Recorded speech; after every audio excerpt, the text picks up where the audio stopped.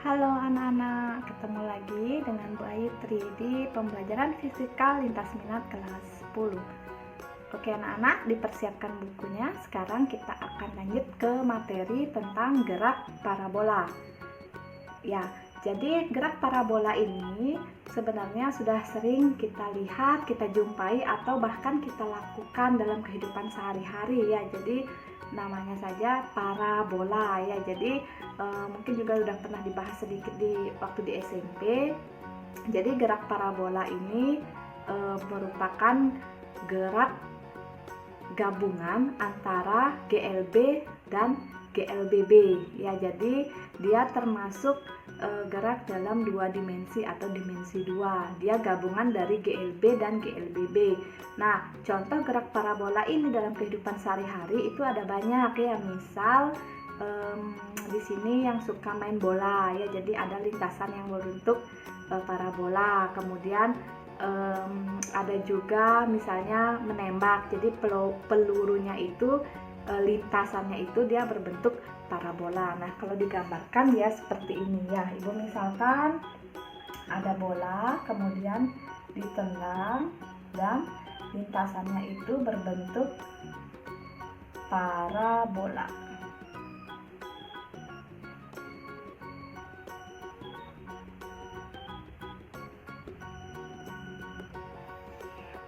Ya, jadi anggap saja seperti ini ya. Jadi ini disebut dengan sumbu X-nya ya. Jadi ketika menendang bola nanti dia terakhirnya di sini. Ini ada yang disebut dengan X atau jaraknya ya. Kemudian ketika kalian menendang bola nanti di sini menggunakan ada kecepatan awalnya. Kemudian nanti gerak parabola juga akan membentuk sudut atau yang disebut dengan oval. Ya, nanti di sini kita juga bisa menghitung ketinggian ketika bola yang kita lempar, yang kita tendang ini nanti dia mencapai ketinggian maksimum atau Hmax ya. Jadi biasanya dia berada di tengah-tengah, inilah yang disebut dengan Hmax-nya. Ya, jadi dalam gerak parabola ini nanti kalau yang H-nya ini atau yang ketinggiannya itu dia nanti ada sumbu Y-nya. Jadi tadi sudah Ibu singgung di depan sedikit bahwa gerak parabola ini adalah gabungan antara GLB dan GLBB. Nah, kalau dalam matematikanya dia seperti ini. Ya, jadi ini sumbu X, ini sumbu Y. Kalau dia mengarah ke bawah, dia minus Y. Kalau dia lawannya, dia minus X. Nah, ini dalam matematikanya ya. Nah, di mana untuk sumbu X-nya itu dia merupakan GLB yang GLB ini adalah yang sumbu X, dimana kalau GLB itu V-nya adalah tetap ya. Jadi diingat lagi di video-video yang sudah lewat. Kemudian untuk sumbu Y itu adalah GLBB-nya, dimana untuk GLBB A atau percepatannya itu yang tetap. Ini sudah kita singgung di video yang sudah lewat ya, diingat kembali. Nah, sekarang kita lanjut untuk perumusan pada gerak parabola. Kita mulai ya. Oke, perumusan pada gerak parabola yang pertama yaitu kecepatan awalnya.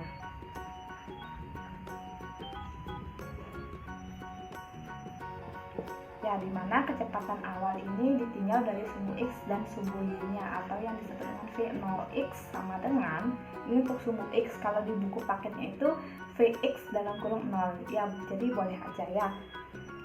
Jadi rumusnya adalah V0 dikali cos alpha. Kalau di bukunya dia pakai tanda begini, sama aja ya.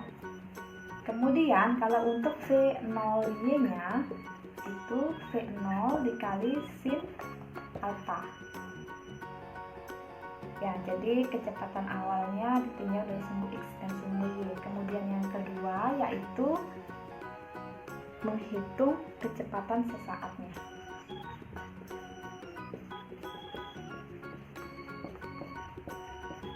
Kecepatan sesaat untuk waktu ya.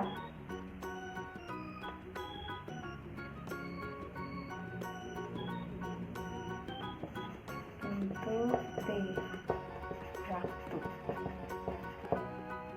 Jadi ditinjau juga dengan dari sumbu X dan sumbu Y. Jadi kecepatan untuk sumbu X atau Vx sama dengan V0x ya, karena dia GLB. V0x gimana rumusnya? V0 saya buat di bawah ya. Vx sama dengan V0 dikali cos alfa. Nanti kalian pakai yang ini ya, yang saya kotak ini ya. Nah, kemudian untuk Vy-nya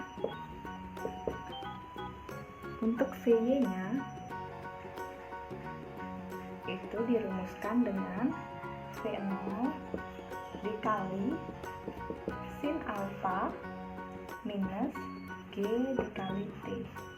Nah, kenapa di sini ada G, kenapa ada T ya? Jadi dia nanti ada hubungannya juga dengan gravitasinya ya. Jadi di sumbu Y-nya kan ada ketinggiannya itu ya. Jadi ketinggiannya itu berpengaruh dengan gravitasi dan T. Sudah, ini baru 2 ya. Kemudian kita lanjut ke perumusan yang nomor 3. Ya, untuk yang rumus 3 yaitu posisi atau jarak tempuhnya. Ya, posisi atau jarak tempuhnya. Dimana untuk yang X itu dirumuskan dengan V0 dikali cos alfa dikali T waktu ya. Kemudian untuk Y-nya itu V0 dikali sin alfa dikali T minus setengah GT kuadrat min setengah GT kuadrat ya. Jadi, untuk posisi atau jarak tempuhnya untuk X-nya itu adalah V0 dikali cos alfa dikali T. Kemudian untuk yang Y-nya itu sama dengan V0 dikali sin alfa dikali T minus setengah dikali G dikali T kuadrat. Ini untuk posisi atau jarak tempuh. Kemudian kita lanjut yang poin 4, yaitu waktu untuk mencapai titik tertingginya. Kemudian untuk yang nomor 4 yaitu waktu untuk mencapai titik tertinggi atau Tmax itu dirumuskan dengan V0 dikali sin alfa per gravitasi. Ya, jadi ada G juga. Kemudian yang kelima itu adalah waktu untuk mencapai titik terjauh. Kalau ini untuk mencapai titik tertinggi, kalau sekarang waktu untuk mencapai titik terjauh.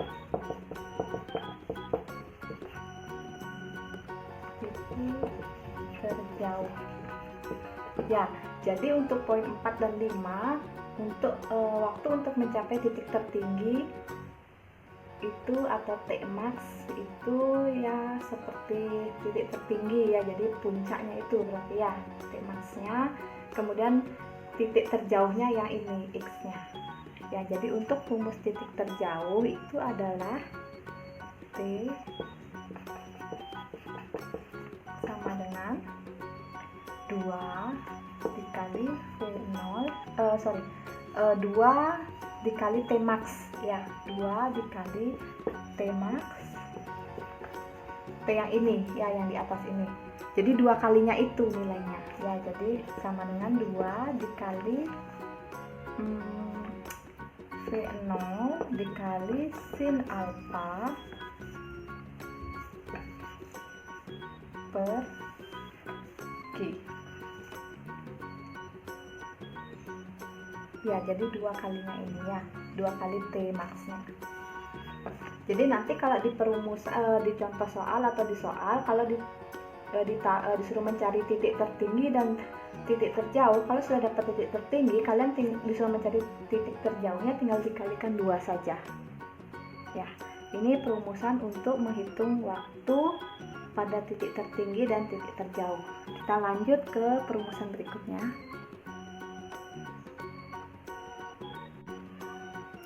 Kemudian kita lanjut ke perumusan yang nomor 6, yaitu titik tertinggi sebuah benda. Dimana untuk menghitung titik tertinggi dari sebuah benda itu dirumuskan dengan Y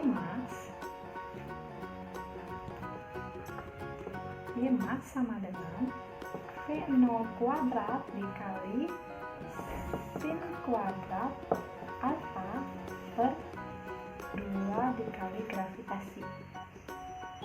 Ya, jadi V0 kuadrat sin kuadrat dikali alfa per 2 dikali G.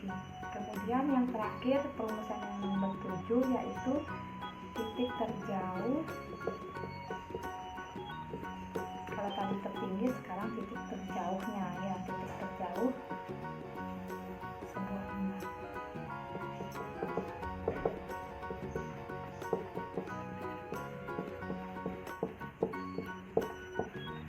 Dirumuskan dengan X max sama dengan V0 kuadrat dikali sin 2 dikali alfa.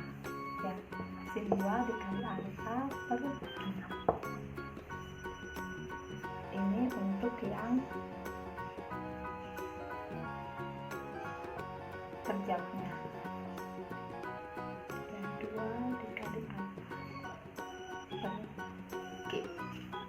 Nah, untuk istilah-istilahnya masih sama seperti di GLB dan GLBB, di mana V0 itu adalah kecepatan awal, kemudian T itu waktu, kemudian G itu gravitasi, di mana nilainya 10 meter per second kuadrat atau 9,8 meter per second kuadrat. Sudah anak-anak ya, jadi ini perumusan untuk gerak parabola. Nanti di video berikutnya Ibu akan berikan contoh dari penggunaan ketujuh perumusan ini. Silahkan dicatat di buku catatannya, dilengkapi anak-anak ya. Terima kasih anak-anak.